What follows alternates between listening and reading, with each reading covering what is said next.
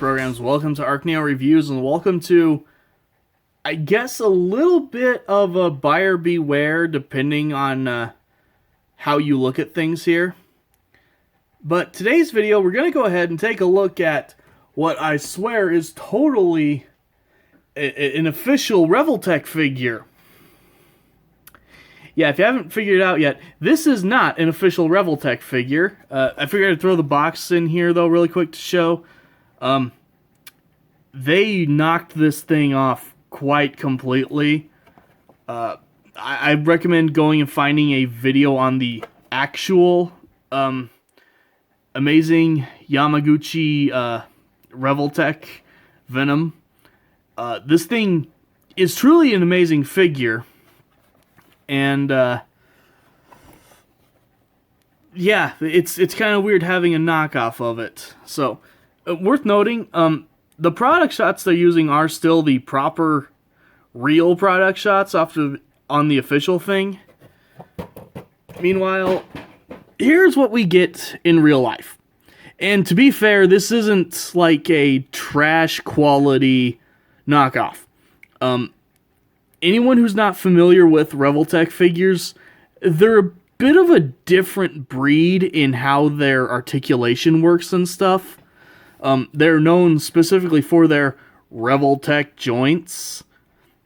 And, this guy, he's using Revoltech joints. He's got exactly the same bizarre, like, shifting back panels that the real one has. The same hindered posability. This thing is just a complete copy of the real Revoltech, except for it's oddly more comic accurate in that instead of being the metallic purple that the real one is, this one is just a nice dark blue. And to be honest, there's only a few things to really go over other than the color that show that it's a fake. One, this upper joint here is quite loose on mine. I'm going to see if I can somehow maybe tighten it up a little bit, get stronger. This thing, being a Revoltech figure, is actually more disassemblable than most figures, since Revoltech's real ones actually come with like an extra one of these joints, if something happens to it. This guy did not come with any extras, but, he still pops apart easily to check with stuff. The tongue is removable just like the real one. I'm leaving the optional pieces plugged in just because they are quite difficult to plug in. Real or fake, they're just tricky to mess with. But for things that give away the knockoffness, this loose joint and some of these finger joints being loose, that's kind of it, really. Other than this, the eye plates not quite lining up right. It's like they shrunk just ever so slightly in the molding process. He does even come with the alternate eye plate that the original one came with, so you get kind of the one squinty eye. This one does actually fit a little better. You still see a little bit of white here and there, but not much. Though that shouldn't be like completely touching. I don't know, I might be able to reshape this a little bit even just with some hot water or something. But you get this figure, and it's pretty dang close, if I'm gonna be honest. And, you saw the package, and it even comes with the exact same figure stand that the real one comes with. I had to tighten the screws up on this one a little bit, but, it's a figure stand. It works just fine.